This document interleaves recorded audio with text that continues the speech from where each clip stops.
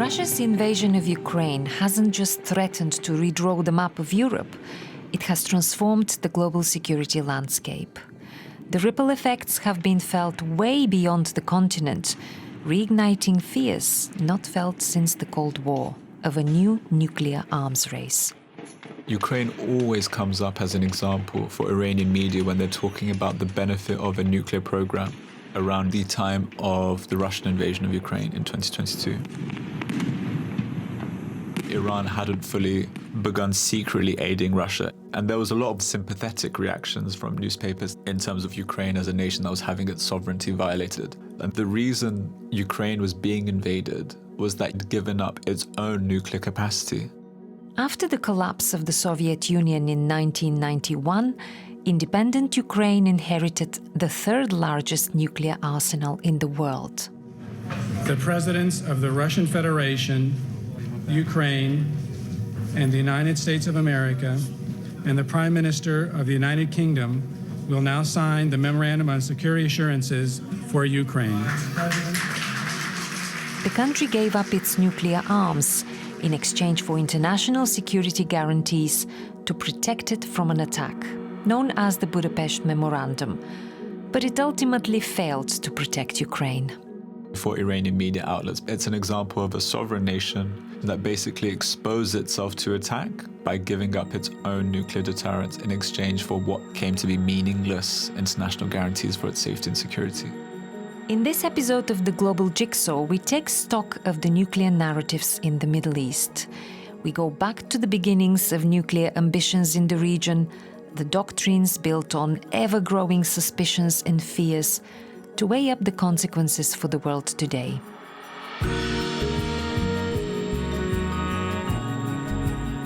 I'm Krasi Ivanova-Twig, and this is The Global Jigsaw from BBC Monitoring, where we look at the world through the lens of its media, exploring the narratives, the propaganda, and the disinformation.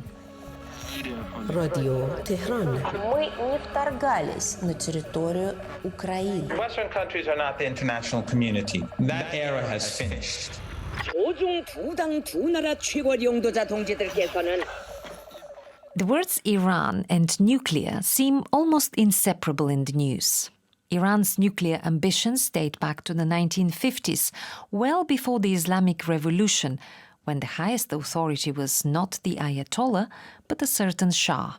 Mohammad Reza Pahlavi.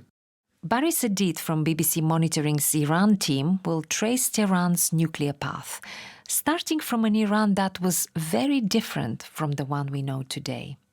Iran was a relatively pro-Western country, and at the time the Shah's justification was probably a similar justification for a lot of oil-rich countries today which want to pursue nuclear power, like Saudi Arabia, for example, is fossil fuels are a finite resource.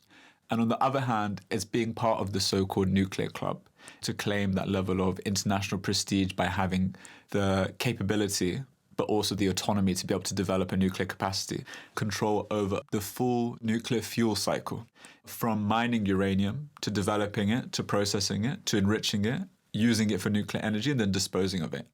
The country that dropped the first atomic bomb in the world was quick to step on the brakes. The US, who was selling Iran these reactors and wanted to apply some conditions, was worried about proliferation.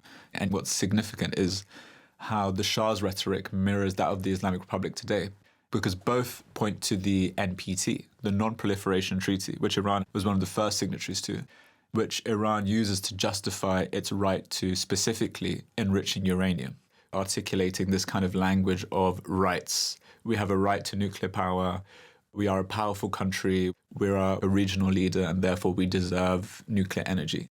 Whether Tehran had ambitions beyond meeting its energy needs is one of the many unknowns in this story. Iran has always stressed that their nuclear program is for peaceful purposes only and never about nuclear weapons. The only Iranian leader in history to briefly claim that Iran wanted nuclear weapons was actually Mohammad Reza Pahlavi, the ex-Shah of Iran who was overthrown in the 1979 Islamic Revolution.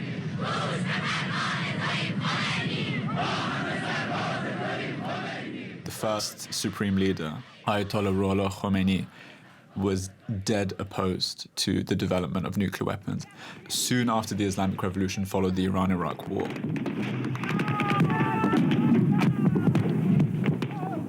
in about 1983, there were already factions within the Islamic Revolution Guard Corps and its military bodies.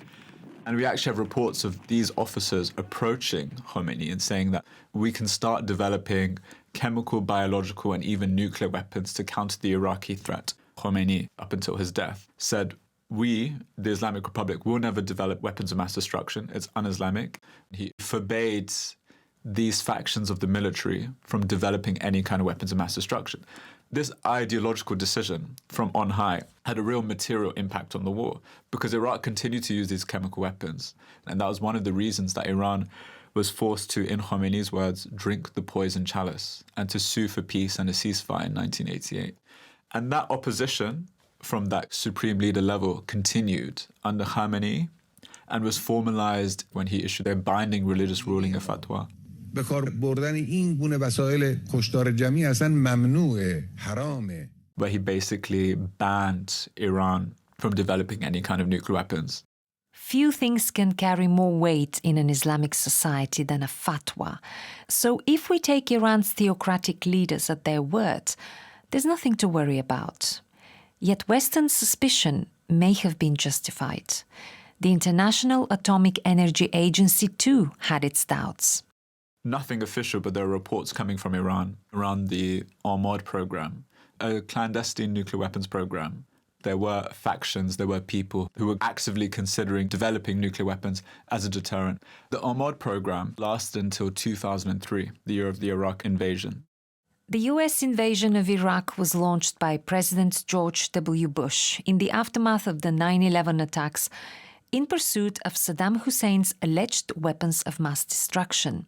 They turned out to be elusive, and their absence inspired a philosophical digression by then US Secretary of Defense Donald Rumsfeld, which quickly achieved meme immortality. As we know, there are known knowns. There are things we know we know. We also know there are known unknowns. That is to say, we know there are some things we do not know. But there are also unknown unknowns, the ones we don't know we don't know. The Iraq war toppled Saddam. According to conservative estimates, at least 100,000 people were killed. All the while, Tehran watched from the sidelines, drawing its own conclusions. The possibility of Iran being invaded, that fear felt very real amongst Iran's establishment. And in 2003, that's when Iran voluntarily suspended uranium enrichment in order to engage in negotiations over its nuclear program. The official fatwa came out from Khamenei in 2005, at which point Iran was already engaged in this kind of diplomatic wrangling with the West. Iran was talking of having the right as a signatory to the NPT to join the so-called nuclear club, to be able to develop its nuclear energy in line with international law.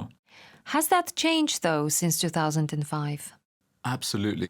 There's media, lower-level officials, MPs, who are arguing for a change to Iran's nuclear doctrine.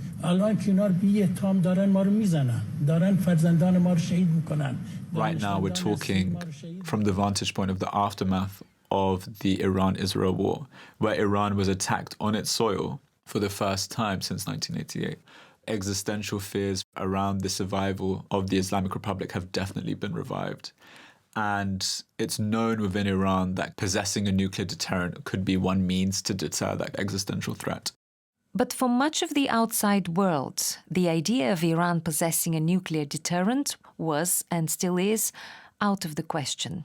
You might remember the drawn-out negotiations a decade ago that led to the JCPOA, the Joint Comprehensive Plan of Action, better known as the Iran deal. What the JCPOA achieved was that Iran was able to enrich uranium at quite low levels, the minimum needed for nuclear energy. That's 3.67%. And it had the most supervised nuclear program in the world. In the minds of the Iranian establishment, and probably Iranians themselves, Iran had asserted itself as a power on the world stage and managed to secure a long-standing desire of a peaceful nuclear program, the lifting of international sanctions and prestige, Iran becoming a normal member of the international community, but one that had that exclusive, if very controlled and vetted right to nuclear power and nuclear energy. Then in 2018, President Donald J. Trump, still in his first term, withdrew the United States from the JCPOA. The Iran deal is defective at its core. If we do nothing, we know exactly what will happen. In just a short period of time, the world's leading state sponsor of terror will be on the cusp of acquiring the world's most dangerous weapons. Sanctions relief was really meaningless without the meaningful involvement of the US Treasury. Since then, Iran began to engage in a series of very open, very theatrical, escalating announcements of its enrichment of uranium. The deal had capped Iran's enrichment at about 3.67%. The amount you would need to produce a nuclear weapon would be 90%. Iran so far has reached up until about 60%. And this, to varying degrees, was under the supervision of the IAEA. Tehran probably thought that telling the world what it was up to was a smart move, perhaps even a bargaining chip. This was in an effort to force the US back to the negotiating table and to also force the European powers into meaningful concessions. Once the US had imposed sanctions, it was as if all of the parties had reimposed sanctions, because it's really the US Treasury that matters here. Every private company, every government lives in fear of the US Treasury. And once a country has been sanctioned, it makes trade at even the most granular levels incredibly difficult. And it's that fear itself that keeps the international system in check. Or at least that's how it's seen in Tehran. Fast forward to June 2025, the International Atomic Energy Agency made an announcement that put Iran on the defensive, just as tensions with Israel were reaching boiling point. The Board of Governors adopted a resolution finding Iran in non-compliance with its nuclear safeguard obligations for the first time since 2005. And the resolution mentioned that Iran had stockpiled 400 kilograms of uranium enriched at 60%, which the IAEA estimated would be enough for 9 nuclear weapons. The day before Israel launched its attacks on Iran and Iran's nuclear infrastructure, Iran was officially condemned by the IAEA. So with this provocative behavior, they miscalculated really and provoked what they feared the most, an attack. Exactly. And for Iran's hardliners in particular, there's an irony here, because they believe that if they actually had nuclear weapons, they wouldn't have been attacked. And that's what's fueling these calls for a change to the nuclear doctrine. It might be time to enrich our vocabulary with some technical terms to help understand the situation and how Iran may have misread the room. Nuclear latency means the theoretical capability to produce a nuclear weapon without actually having one. And the ability to strategically wield this kind of latency is called nuclear hedging. And what I imagine a lot of people in the establishment thought was that just by having this kind of nuclear capacity to use it to throw their weight around on the world stage without actually having developed a nuclear weapon, that wagers failed. That's the irony of Iran's halfway position of pursuing nuclear latency, nuclear hedging without an actual nuclear weapon.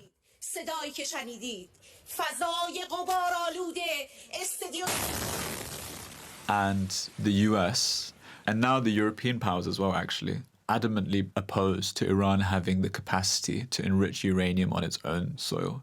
That enrichment has become the new red line. It seems Iran's attempt to taunt Western powers with its growing nuclear capabilities has backfired. And that's a problem for a country in genuine need of energy.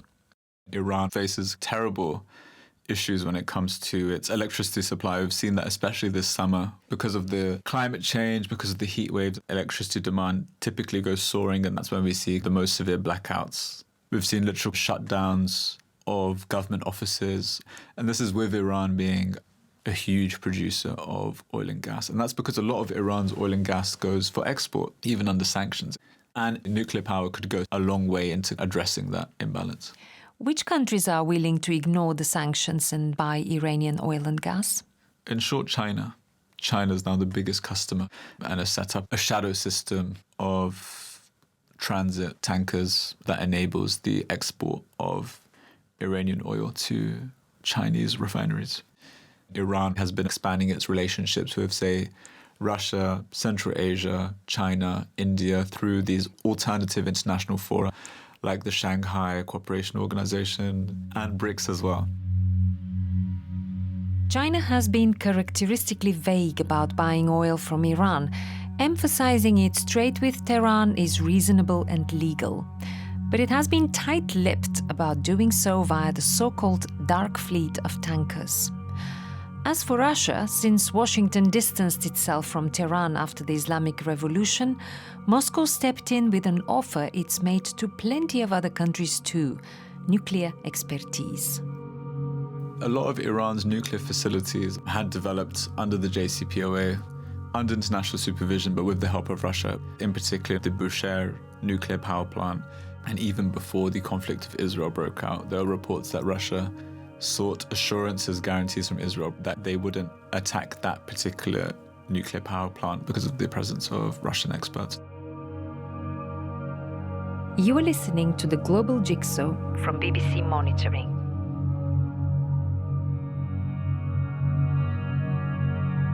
Let's head now 1,700 kilometers west to the country Iran sees as the source of its existential threat. And by the way, the feeling is mutual. Israel has taken a different approach to communication. While Iran's been flaunting its increasing ability to enrich uranium, its adversary has kept stum about its own nuclear capabilities. Shaina Oppenheimer, who works for BBC Monitoring's Jerusalem Bureau, will shed light on the country's nuclear doctrine. Israel has never really denied or confirmed whether or not it has a nuclear program, though it's widely understood that it does have a reactor in Dimona, which is a southern city in the Negev desert. By not really confirming or denying its capabilities, Israel's pursuing this policy of deterrence. And this ambiguity allows it to maintain some credible threat without triggering any real international scrutiny. It is widely understood that Israel does possess nuclear weapons. Over the years, a few insiders have lifted the curtain. One man paid a heavy price for doing so. The most famous case, Mordechai Vanunu, who was a nuclear whistleblower who worked at Israel's nuclear reactor, and he leaked details and photos of its weapons program to the British newspaper, the Sunday Times, in the late 80s. And according to reports, he was lured from London by a Mossad agent to Italy. From there, he was reportedly kidnapped, drugged, smuggled back to Israel, convicted in a closed-door trial, and he served 18 years in prison. Ehud Olmert, who previously was a prime minister, he did kind of imply that Israel has a nuclear weapons program in an interview. Iran openly, explicitly, and publicly threatens to write Israel off the map.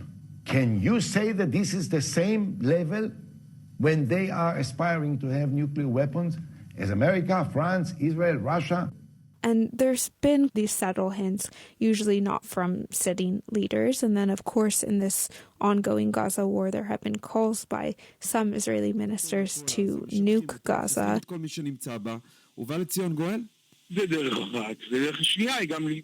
Not to say that that is an explicit confirmation of Israel's nuclear program, but this kind of general idea that perhaps Israel has that capability.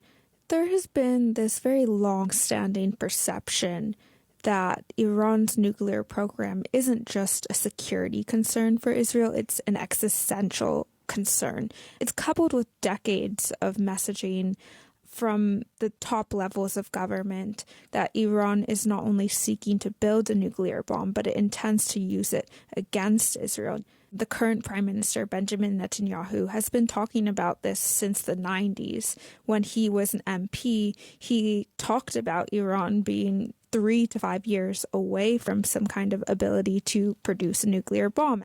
To understand what the world would be like with a nuclear-armed Iran, just imagine the world with a nuclear-armed al-Qaeda. In 2002, he goes to the U.S. Congress and he calls on them to invade Iraq, based on this idea that both Iraq and Iran were racing towards nuclear weapons. He brought this again to the UN General Assembly. Brought a diagram for you. This is a bomb. This is a fuse. And he brings these images showing what he says is Iran's nuclear capabilities. And he unveiled what he said was Iran's secret nuclear archive, showing these mock-ups of nuclear warheads. And I think he also knows for the Israeli public, nothing brings them together like some kind of external threat. Does Netanyahu not have a point? Because days before Israel attacked Iran's nuclear facilities, the IAEA confirmed that Iran was enriching uranium to a degree that was beyond what's been agreed. We have this statement come out, and then you also have to look at the timing. There was a huge domestic crisis going on in Israel, not only in terms of growing calls for a ceasefire in Gaza and growing public frustration with what many critics would say a prolonging of the war.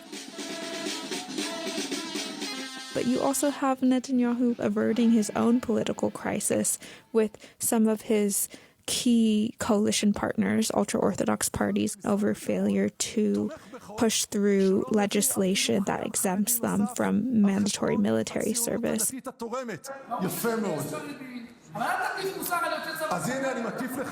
Netanyahu tends to pursue public policy that's quite popular, and Iran and the perception that it is racing towards nuclear weapons and it will use them on Israel is something a lot of Israelis can get behind. Israel is not a signatory of the Nuclear Non-Proliferation Treaty, and although it has signed the Comprehensive Nuclear Test Ban Treaty, it has not ratified it. So where does it stand on the JCPOA, the Iran deal we spoke about earlier? Israel has long argued that a nuclear deal is a mistake. Such a deal does not block Iran's path to the bomb. Such a deal paves Iran's path to the bomb. It's this idea that easing sanctions and giving Iran various terms that would make it want to come to the negotiating table would actually strengthen the Iranian economy, and that money would flow directly back into its nuclear ambitions, its proxies, and its larger influence in the region. On principle, Israel doesn't believe that Iran should have a deal, and there shouldn't be a deal unless that deal is requiring Iran to dismantle and destroy all of its existing nuclear infrastructure. We've reached June 2025, the moment Israel attacked Iran. How was that framed for the Israeli public? Back to Shaina Oppenheimer from BBC Monitoring.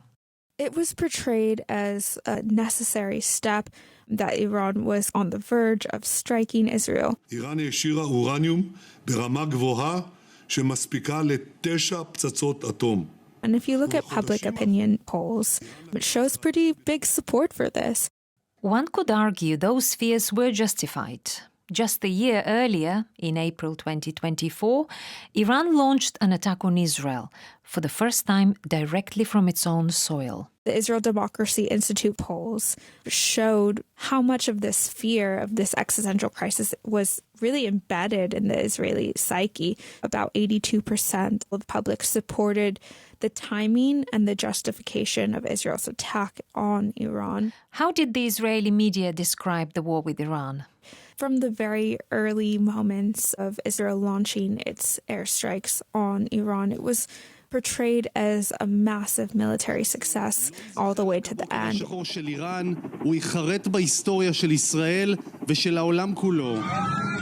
It was talked about how Israel was really hitting Iran where that would hurt the most. And then there was even discussions in Israeli media about possible regime change, which Netanyahu himself had kind of alluded to. The country under attack had its own version of the events. Here's Barry Sadid again with a look at the mood inside Iran during the 12-day war. In terms of examining the disconnect between what, say, foreign-based opposition or, say, the Israeli establishment imagined the strikes would inspire within Iran, I think it's useful looking at the example of Evin Prison. The Israelis announced that they were carrying out this so-called symbolic strike. They bombed the gates of Evin Prison. What happened in reality was not some kind of fanfare from the opposition or activists in support of Israel for bombing the gateway of the prison, because what Israel had done in reality was endangered their lives, killing dozens.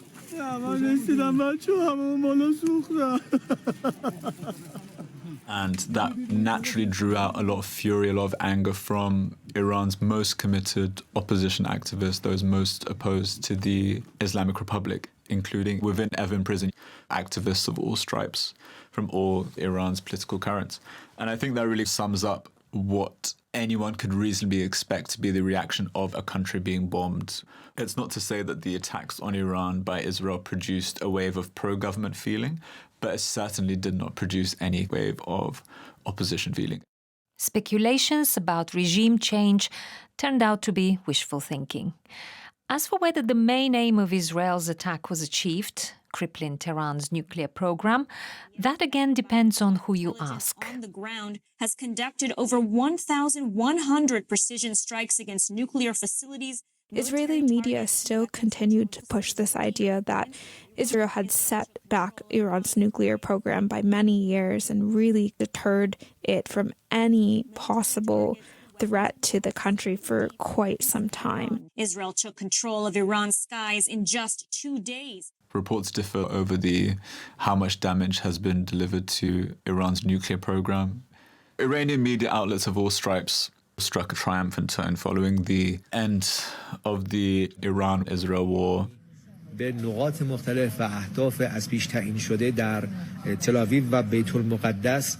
There are a lot of pictures, for example, of Tel Aviv and the material damage that Iran had managed to deliver. The hardline outlets denied the extent of the damage to Iran's nuclear facilities.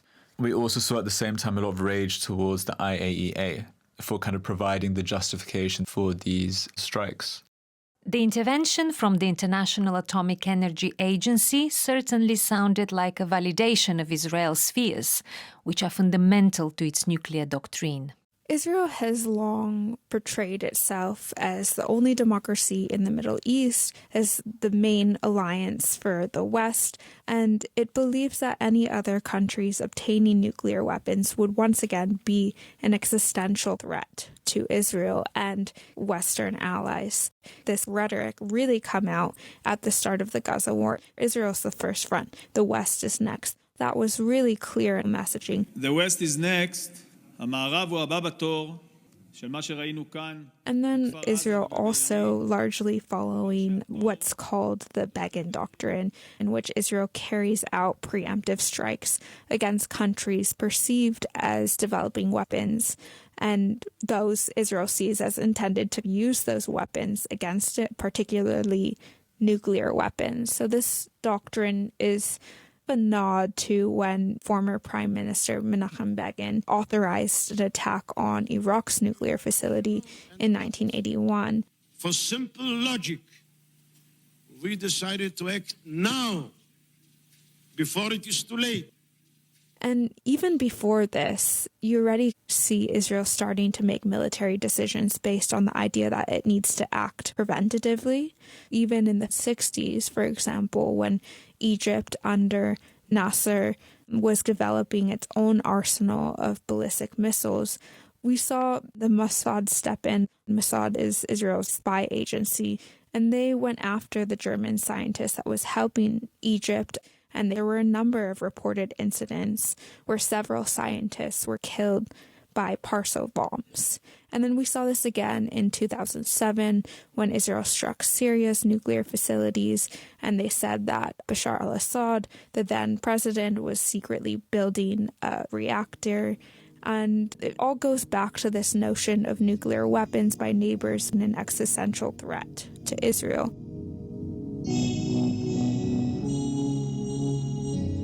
You are listening to the Global Jigsaw from BBC Monitoring.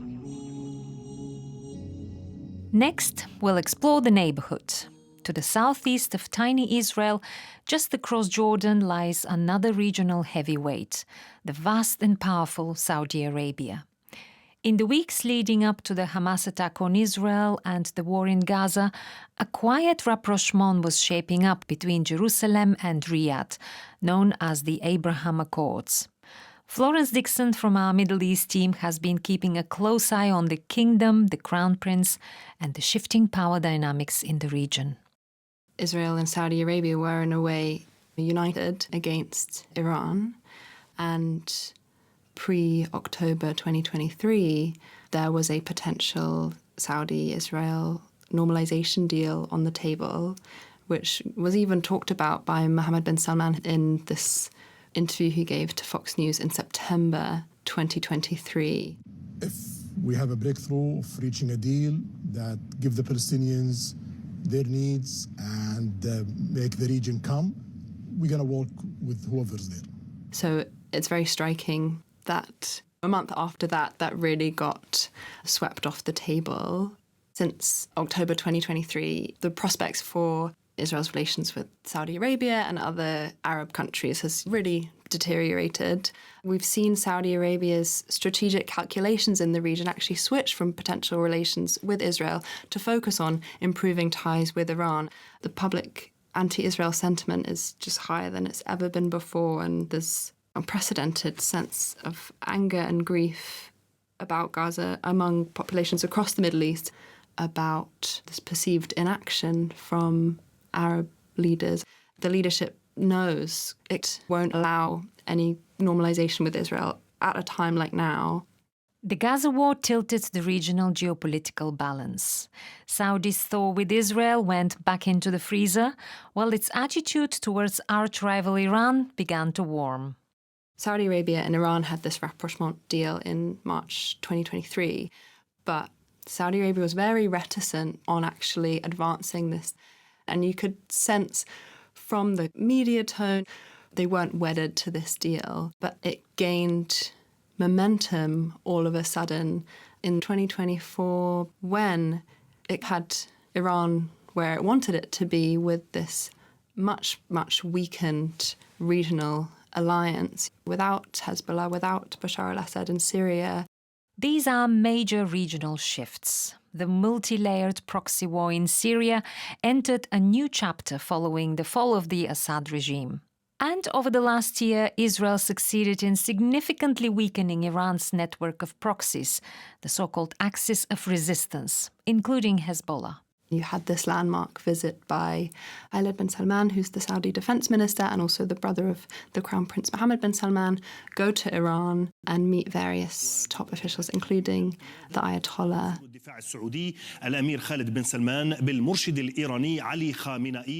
And then at the outbreak of the Iran-Israel war, the official Saudi line was very conciliatory towards Iran. The Saudi Crown Prince calling the Iranian president, his brother, putting all the blame on Israel. What were they really thinking, seeing Iran, their arch enemy, weakened? This domino effect that came from Israel's actions in its war in Gaza and with Lebanon, the domino effect of Bashar al-Assad's rule falling, really precipitated these very advantageous shifts in the regional power dynamic and allowed it to really cement this very long-term goal of being the regional hegemon.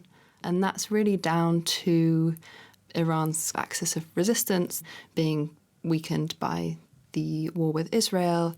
So Saudi Arabia has really been the beneficiary of this big power shift.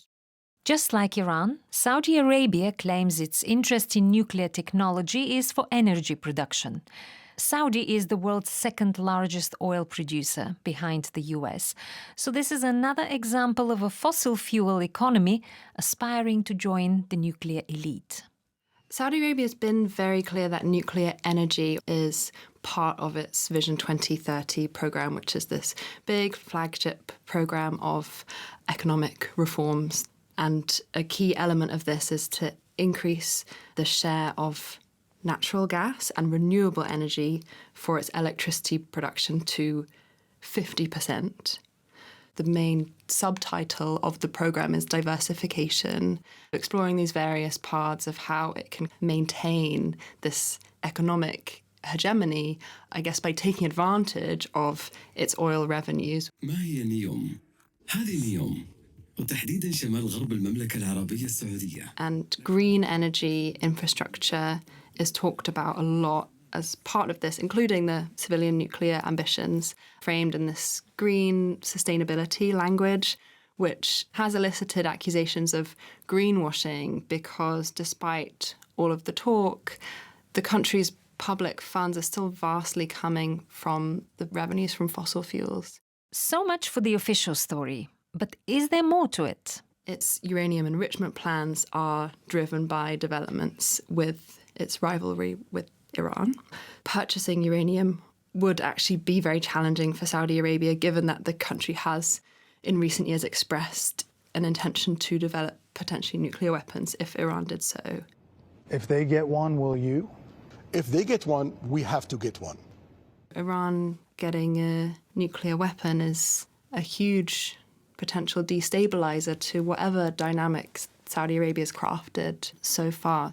The nuclear issue remains at the forefront of Saudi concerns in the region and keeps it very engaged in its relationship with the US.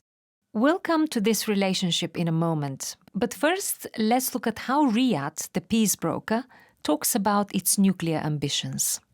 When it comes to military nuclear programs, there's a slight awkwardness in the media there. Even though the leadership's been clear in the past few years that it will seek to obtain nuclear arms if Iran does, these statements are mainly made to foreign media, and it's generally not talked about in domestic or pan-Arab Saudi media because it clashes with one of the central narratives, which is all about Saudi Arabia as a peace broker, as a proponent of de-escalation.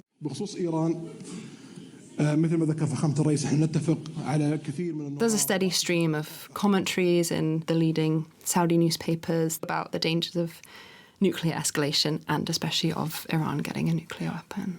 السلام الملكي السعودي سلام. And here we come to the United States, Saudi Arabia's powerful ally.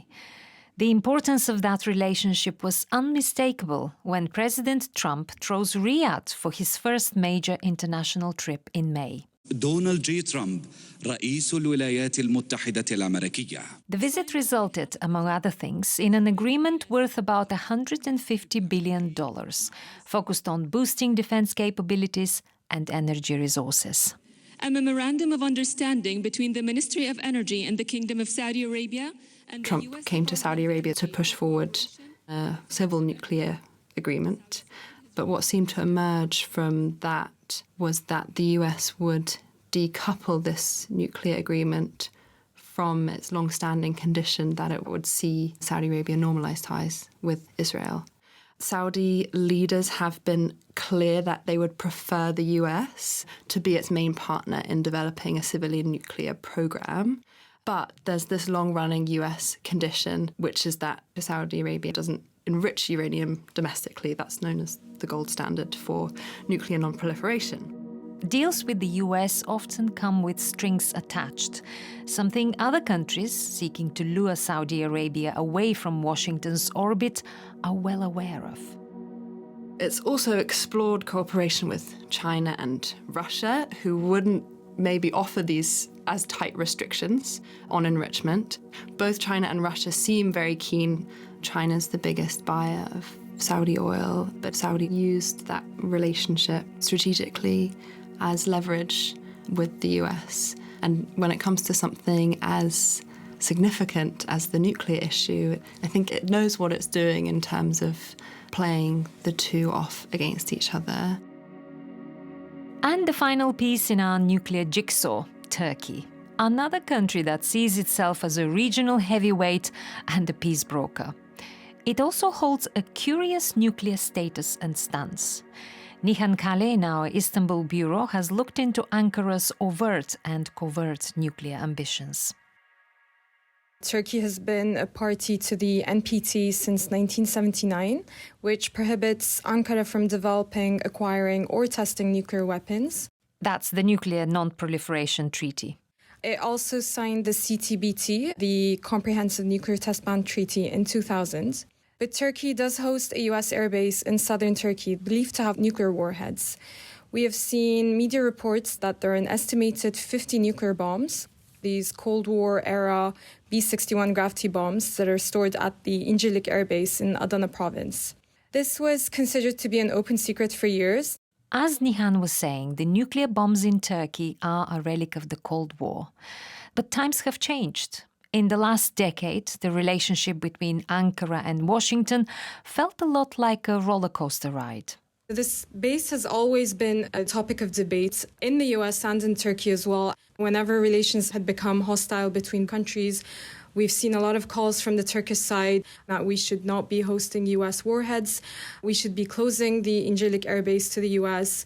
And I've seen similar calls on the US side when relations between Ankara and Moscow were friendly.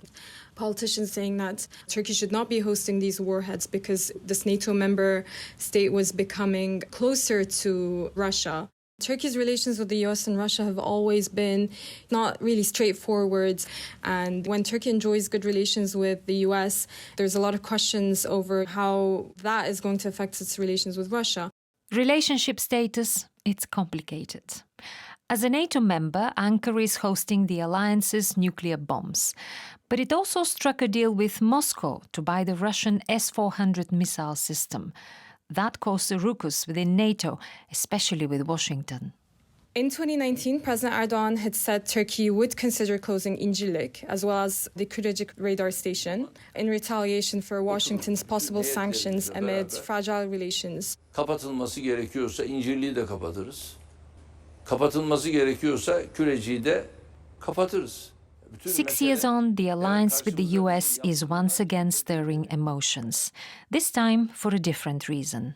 Especially with the Gaza war, a lot of the Turkish people are very pro-Palestinian, and they say that opening this airbase and allowing US access, making Turkey complicit. A lot of pro-government voices are saying that this airbase is not providing Turkey any nuclear superiority. It doesn't have access to those warheads, and they've argued that Ankara should be independently developing, acquiring and possessing nuclear weapons. Nükleer silahımız olmasına gerek var. Maalesef ve üzülerek bunu söylüyorum. Hakan Bey, Mitsotakis. Bu arada After the 12-day Iran-Israel war, the public sentiment has shifted.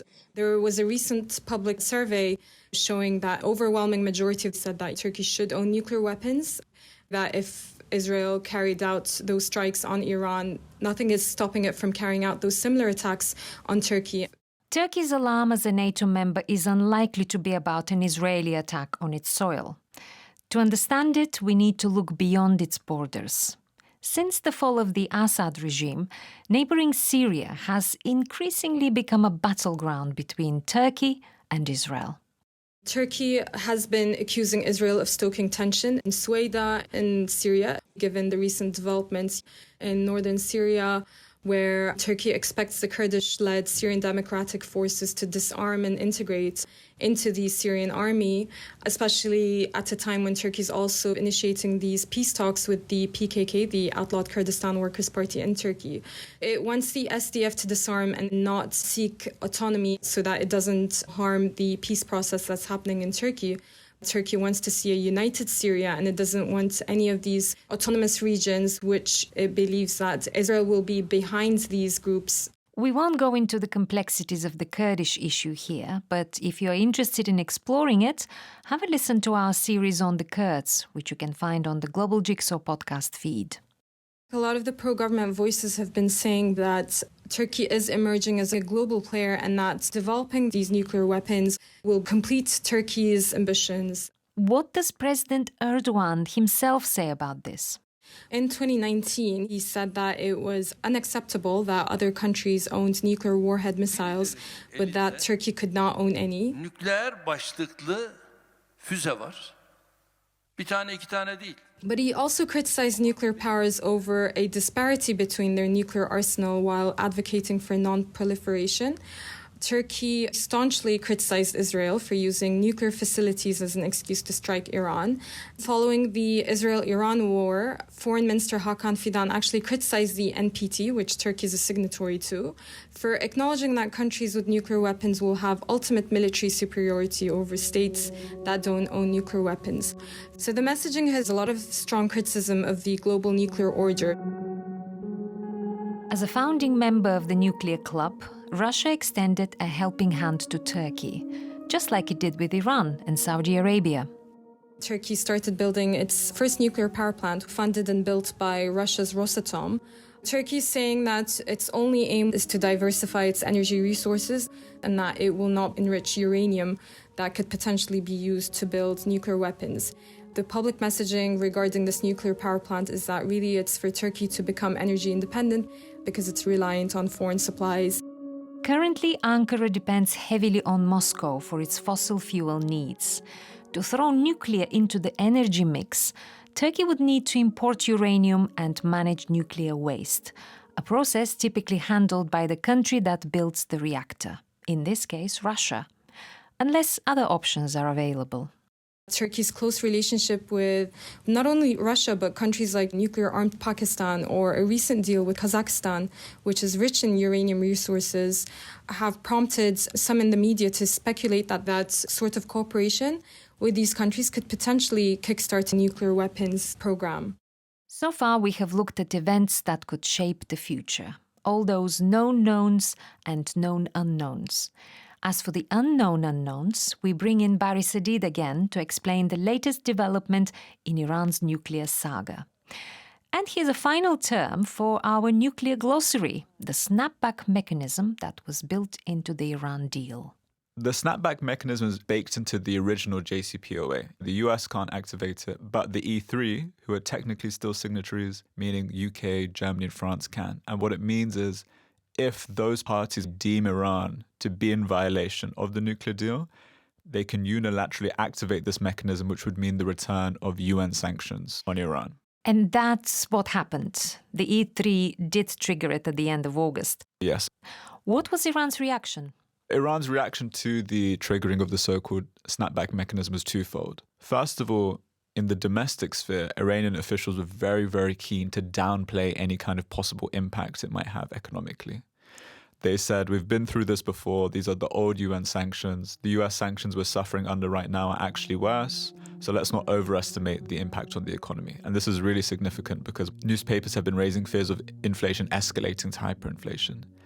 Internationally, Iranian officials have been attempting to stall the return of these UN sanctions. So we've seen in September a Cairo agreement between the UN's nuclear watchdog, the IAEA, and Iran. It's allowed for a so-called cooperation framework. What it hasn't allowed for is for the immediate inspection of those highly enriched nuclear materials that have effectively gone missing since the Iran-Israel war. So that's the big gap there for the E3 who activated the snapback mechanism, and that's the sticking point.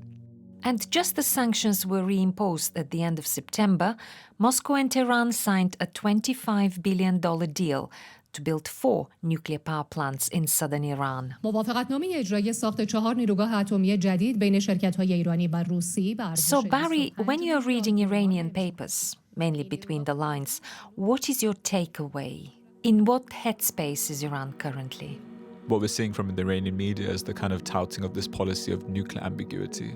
The West has laid down this hard line. So for Iran, it's really, does it in effect capitulate, find its way towards a deal, and step back what's been such a huge corner of its nuclear policy, not just for the Iranian government, but now for the population as well? Or will we see the continuing of a kind of hardline policy? The total absence of inspectors from the country means that in the Iranian eyes, they have a free hand to do whatever they want with the nuclear material without other countries knowing. And what this means, in effect, is kind of Iran going dark.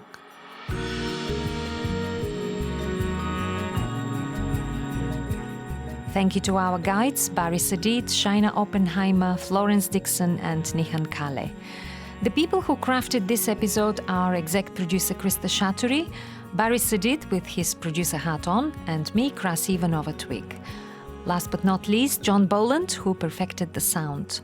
And do check out our back catalogue on our podcast feed.